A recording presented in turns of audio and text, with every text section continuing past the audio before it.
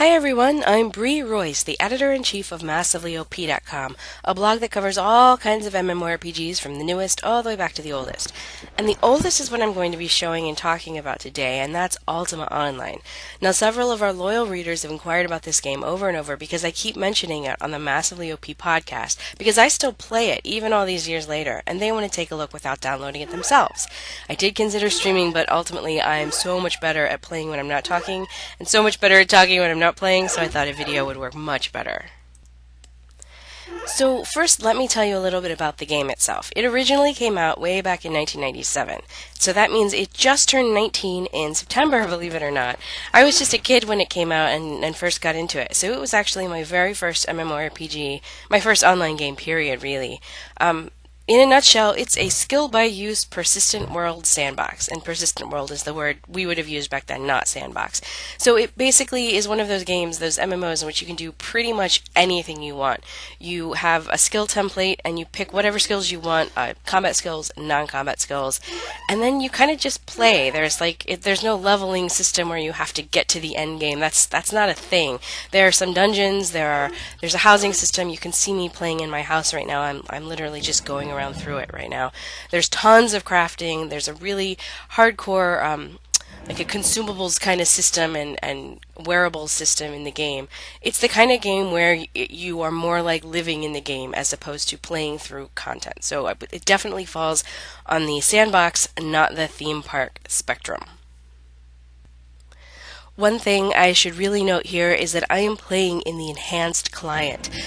This game did not look this pretty when it launched way back when.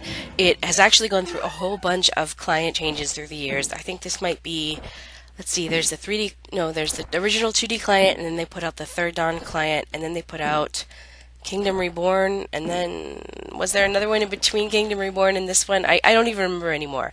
But basically, this version of the client is my favorite. I think it's half and half. The player base uses half and half right about now. So you can still use the original client, but to me, it's a lot more cartoony. This is a little bit better. The foliage, especially, and the character models are much more upscaled as far as I'm concerned. And the important thing to me is that you can zoom in and out. You can use all kinds of macros. There's a really robust API for building your own UI. So that's basically what I'm using. I'm using a UI called Pinkos. I highly recommend it if you are considering this game. I don't recommend the 2D client. Honestly, I think it looks outdated, and it is outdated in terms of what you can do with it.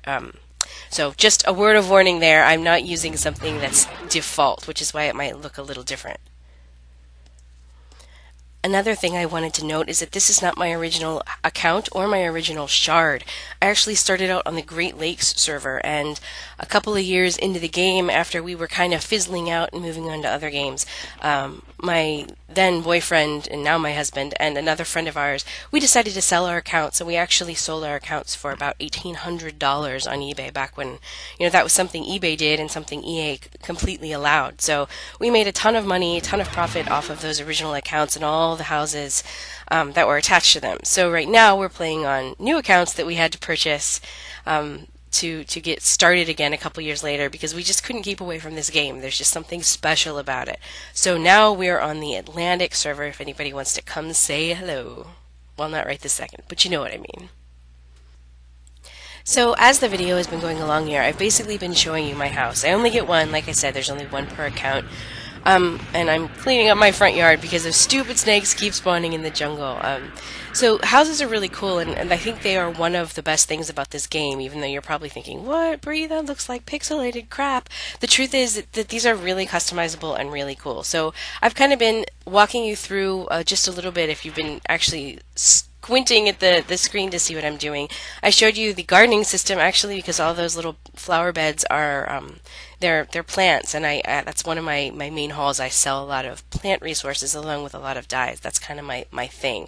But there's so much more to it than that. You can see I have vendors on the porch. I flip through those. They're kind of empty because I'm not really working that hard on it. And you can do all kinds of things with this housing system. So every single one of the little pieces of house that you can see, all of the decoratives inside, but also the stonework, the windows, the doors, all of those were put into the house piece by piece by me. So basically what you do, I'm going to show you right now, you plant a house, and you can either pick one of the pre-made houses. I'm going to show you a really small one that would fit behind my house. If anybody wants to come live behind my house, there it is. So you could put one of those down if you really wanted something default, or you can put down a plot of land, which I'm going to show you next. And they come in all kinds of different sizes to fit whatever the space is. I don't know what would actually fit here, I can't remember. So that's basically what you start with, is this blank plot of dirt, and then you use the tool, you go into it, and you build up. You build up the floors, you build up the walls, you put in windows and doors and teleporters, all of the stuff you could want, all the way up as many floors as you're allowed to have. It's the biggest houses get 4 floors. Well, the top floor is like the roof, but you could have it like mine where it's actually another floor without a roof on top. And it's really cool because you'll see all kinds of really crazy designs. As I'm going through the videos, you'll be able to see, I'm going to show you some other houses and what other people have done. And I really love this system, honestly. I change it out every once in a while. I completely redo it. I'll redecorate it. When I see something I really love and I just want to copy, it's so much fun. So the housing system to me is really one of the major draws of the game, and it's also one of the reasons I keep subbing, because you can only keep your house if you're basically subbing, and there's like a check every couple of months to see whether you are in fact still paying for your property, and if you're not, you lose it. Everything inside of it will collapse to the ground, and it's just a crazy free-for-all when everybody shows up to loot your house, which is kind of depressing. And there I'm showing off my garden beds again. Gardening it's not actually a technical skill in the game, although most gardeners are alchemists, because you're going to use a lot of potions growing plants, unless you're doing it the way I'm doing it, which is in these garden beds that are actually a cash shop item. Yes, this game has a sub and a cash shop. It does double dip, full warning right there. This is one of the only things I've purchased out of the cash shop. Totally worth it. It basically grows my plants for me, which is awesome. So I can just walk away for a couple weeks and bam, plants, done. I didn't even have to work for it. It's like a miniature Farmville inside of a combat game, which is really fun. So I want to kind of switch gears here. I'm going to teleport to Luna. Luna is considered one of the biggest banks on most shards, I'm guessing. It's definitely the biggest bank on my server of Atlantic. Luna is the ugliest piece of crap I've ever seen. I hate it so very much, but it's really convenient because it's this giant bank with all of these vendors around it, and it's just glommed. Everybody gloms onto it, which is why this bank is super crowded, as you can see. I'm not a fan. In fact, I think I just saw Donald Trump and Paris Hilton both in the bank, so I guess the gang's all here. But anyway, Luna is in the center of this giant city where people have planted houses, where they're allowed to plant houses, and this is sort of like the crazy market of the game. So your eyes are gonna start bleeding any second now, because I'm gonna take you on a circuitous tour of the entire Luna outskirts, and you can see all of these people are not people, they are vendors. This is the vendor system in the game. So basically, you hire an NPC to stand on your porch or in your house or wherever you want. You put your stuff on the vendor for a certain price, whatever price you want. You pay like a tax basically based on that price, and then people can come by and buy your loot. It's really, really cool, and it doesn't just happen inside of a city like this. You can do it at your house too. For a very long time, Luna was basically, if you didn't have a vendor house, a vendor mall, or a vendor slot in Luna, just go home, because you weren't going to sell anything. Everybody was coming here. It's a little bit better now because there's a like a system. Basically, I'll show you in a second. But this is terrible. I mean, this was not fun. Nobody enjoys coming to a place like this. I hate it. You could see how laggy it is, how ugly it is. People just kind of throw their vendors in these giant lines. It's just, honestly, I really don't like it. I'm really not a fan. So I'm leaving. I'm getting the heck out of here. I'm going back to my house, and I want to show you the vendor tool.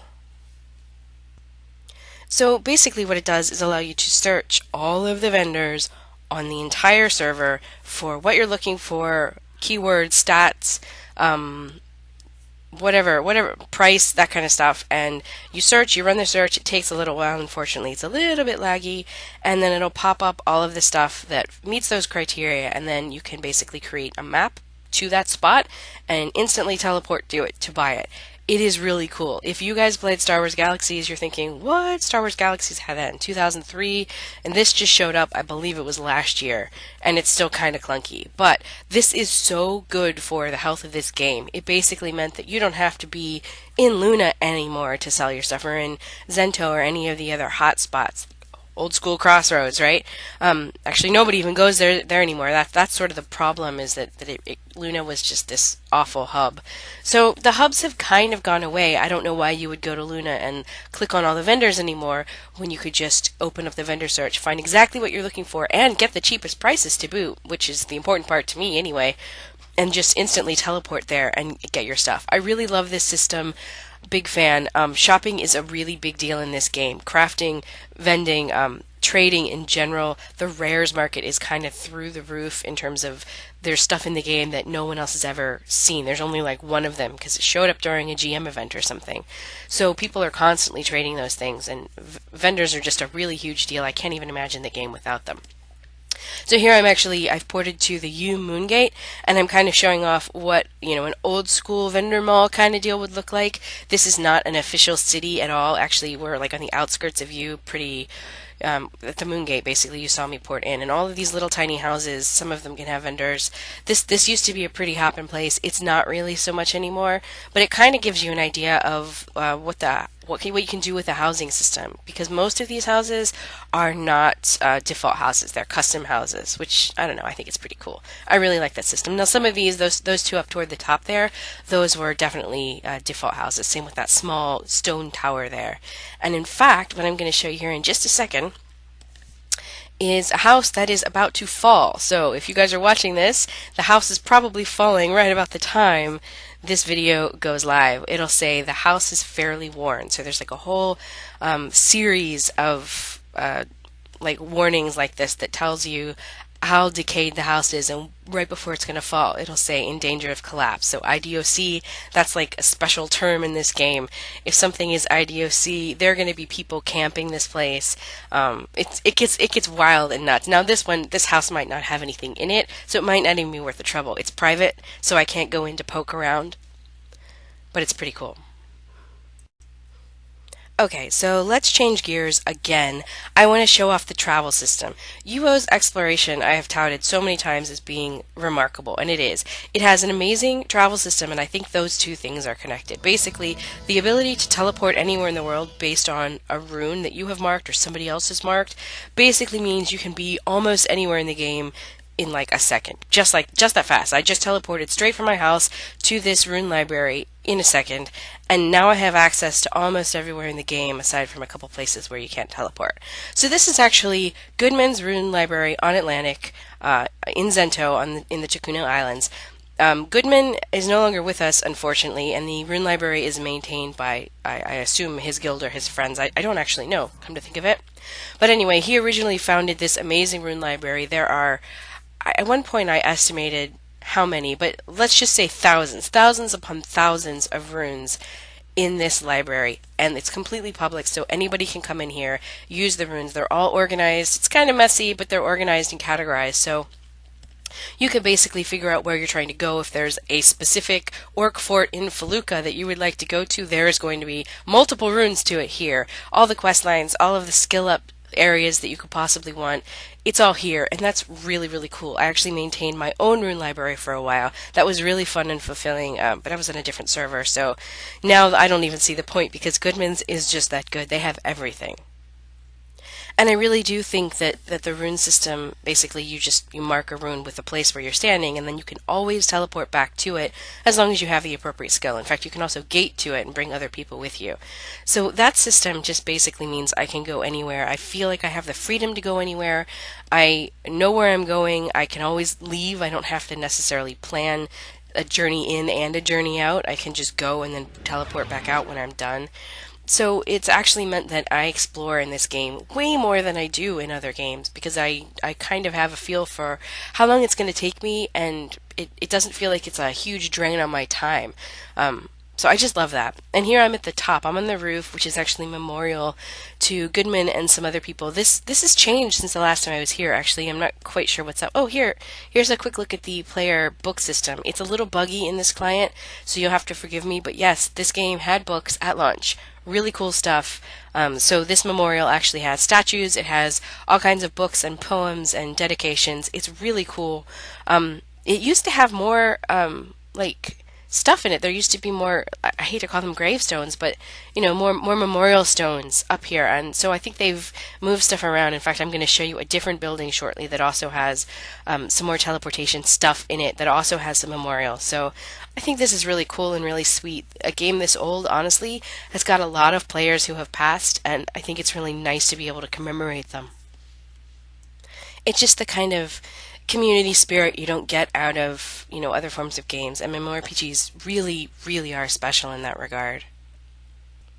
So here's the other really cool player thing that I wanted to show you. It is a house, but it's been turned into, I don't even know how to describe it. Basically, the game added these little teleporters that you can put down in one house and teleport to another house and back and forth. So people cleverly decided to create, instead of having just rune libraries, they wanted to create teleporter libraries. And I guess that's what you'd call this, a TP library.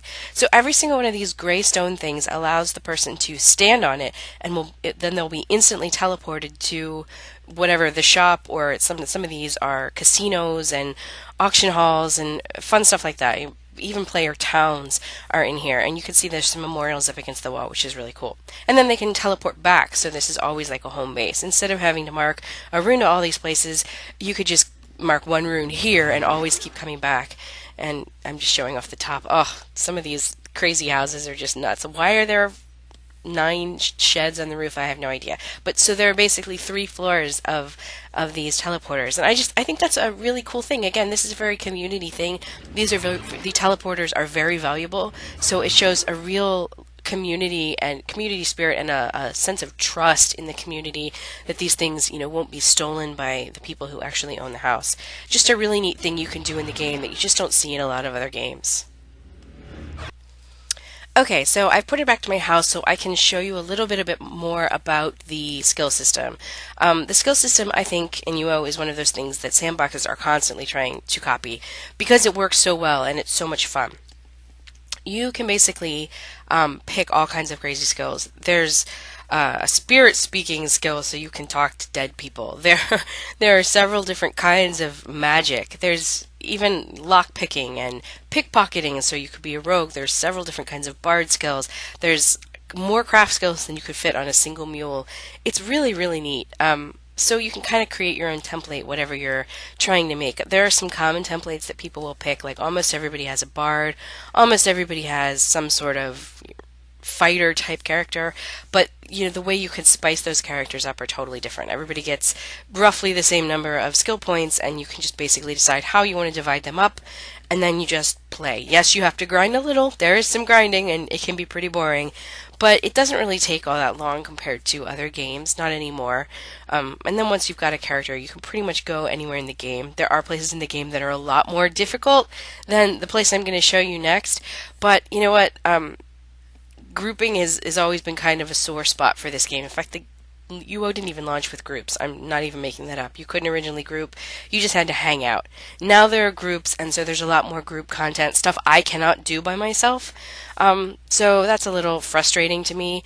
And the gear system is really cool too. I was just showing off my paper doll and all of the different gear slots. It's really standard stuff, honestly, for an MMO. So let's do this. I'm going to go to Distard. Distard is one of the old original anti-virtue dungeons.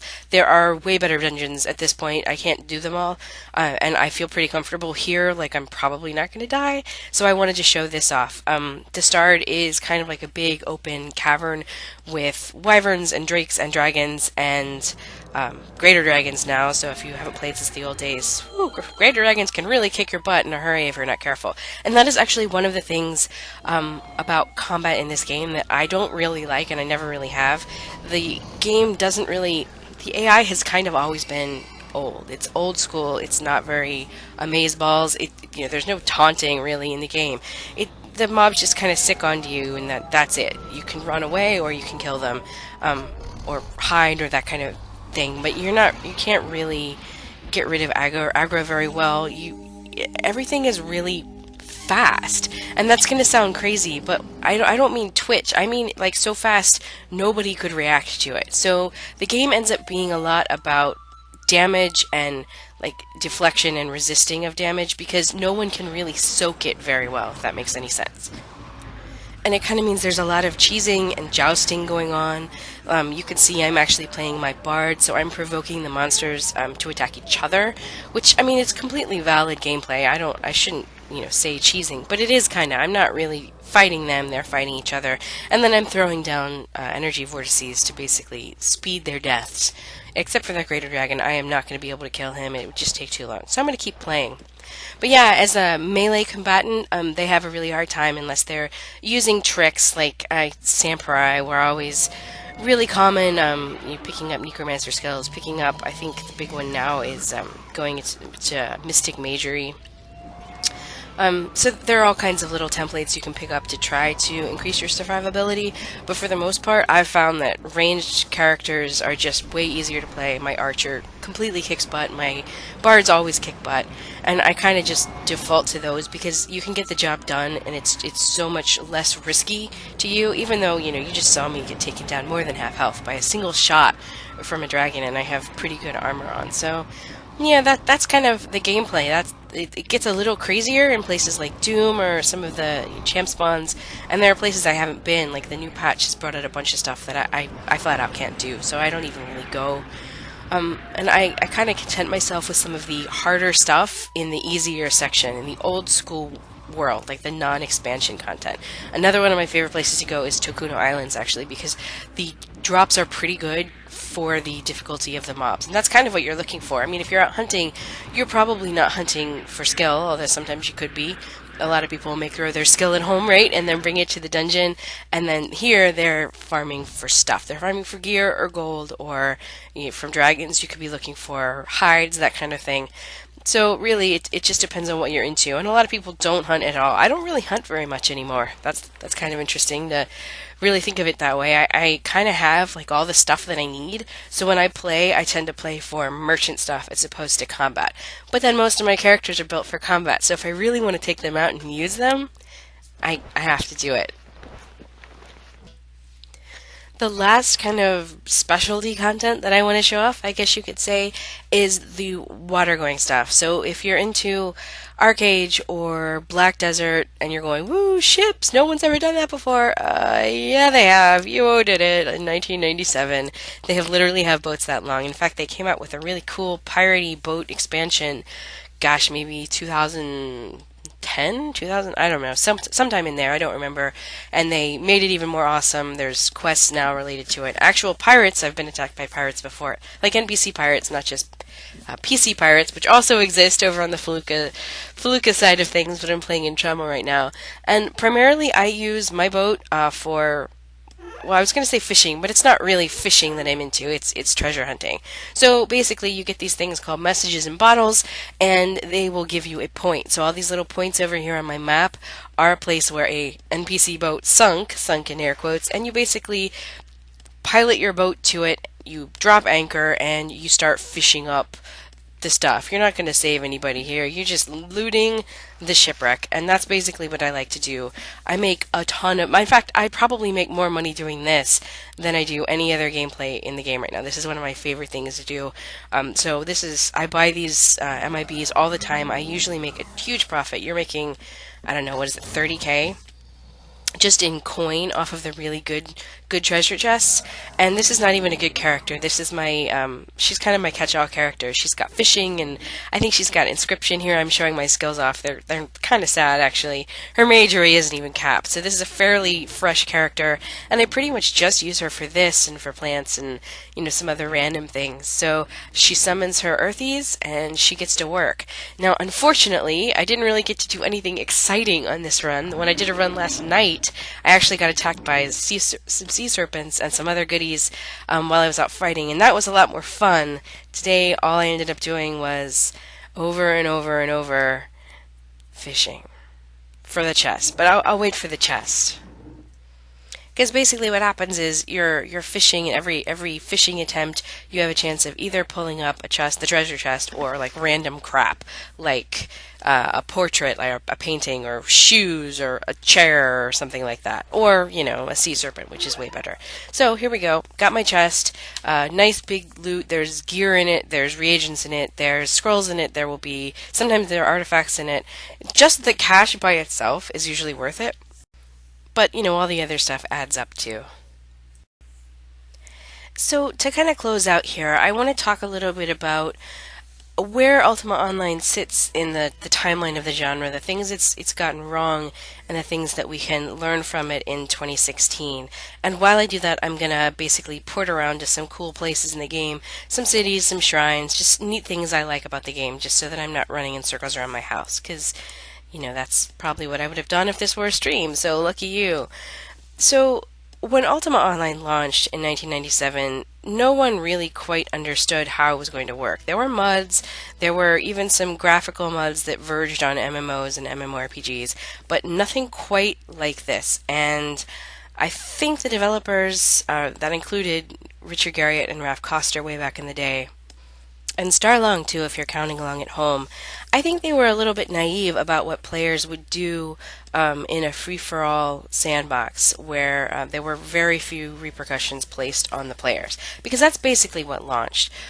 It really was kind of a free-for-all. If you left the security of the town, pretty much anybody could prey on you, kill you, loot your body clean, and get away with it. It created these weird scenarios where people were stuck in these giant mass guilds for protection.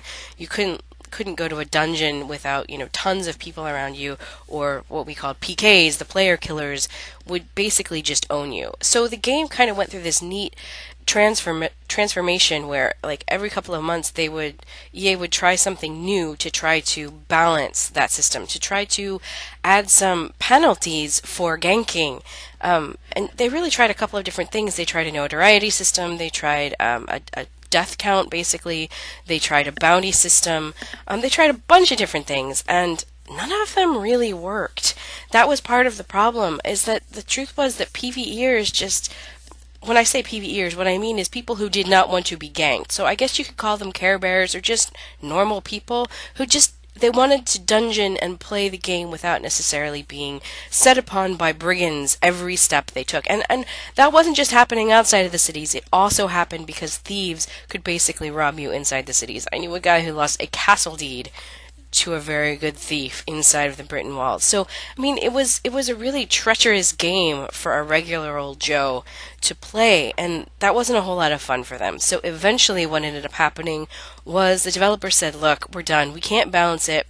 We can't create enough penalties for ganking that balance it so that the gankers still want to keep playing. They were basically forced to choose between which group they wanted more. And in the end, they decided, well, there are more non-gankers than gankers. We'll cater to them. So they created this dual side thing, dual facet thing. So if you've ever heard anybody talk about Felucca and Trammel, that's what they're talking about. They created... The original world was called Felucca, and that was where free-for-all continues to this day, and they created a new mirror version of the same world called Trammel, and that is basically where most people play. Everybody moved there, the property values in Trammel were through the roof. All of the new like landmasses that have come out follow the Trammel rule set. There's no ganking there. You can't just randomly kill people. There's like guild warfare and city factional type stuff, but for the most part, you're pretty safe in Trammel. Now they've done some things to incentivize play in Felucca, like they've added certain spawns over there, the resources and the loot is better over there, but it doesn't really entice most people to leave Trammel. So the game kind of went from being a free-for-all sandbox that was super duper free-for-all to being kind of Care Bear paradise. Almost overnight, honestly. It really killed the housing prices in Felucca too. It really crushed us. And what actually ended up happening is that the number of people who wanted to play UO went through the roof. They actually hit their peak not long after the release of Trammel, which I think is a really important lesson for MMO developers today. Because right now we still have a lot of very small sandboxes that are still, they're citing Ultima Online as their chief inspiration, and yet they don't really seem to have learned any of the lessons that Ultima Online learned about how to incentivize certain types of play and de-incentivize certain types of play. Obviously, I mean, I tend to like free-for-all the ability to have free for all. I like the idea of taking out vengeance on somebody who, disses my mom in chat. You know what I mean? It's annoying when you can't do anything about it because that person is blue and you're blue and there's nothing you can do. Sometimes it's nice to be able to say, look, I'll take a murder count to, enact some vengeance. On the other hand, you actually have to balance that. You actually have to give that some weight. And most studios that are actually making a free-for-all sandbox won't do that because they don't actually want to harm the wolves. They actually want to keep the wolves around. So that's what ends up leading to these, these gank boxes, what we end up calling it over here on Massively OP. And really that annoys me because Ultima Online was and is a magnificent game, a magnificent sandbox, and I really want to see more games copying the whole of Ultima Online instead of going after this tiny sliver of free-for-all gameplay that really didn't have enough consequences for everybody involved to make it the consequential gameplay you would think that most sandbox players would actually want. It wasn't really that great a time to be anybody but a PK or maybe even an anti-PK like I was. And that's a problem for games that are trying to actually survive and make money, since the vast majority of players really do not want to pay to be other people's prey. That's a big problem for MMOs, and I really think that UO is a perfect example in how you can make that mistake and then recover from it in a great way. On the downside, we're 19 years in, it's really hard to say that UO is thriving in 2016. It's not. Most of the servers are very small now. In fact, I left my last server because it was just there were so few people living there. There was like no trade going on.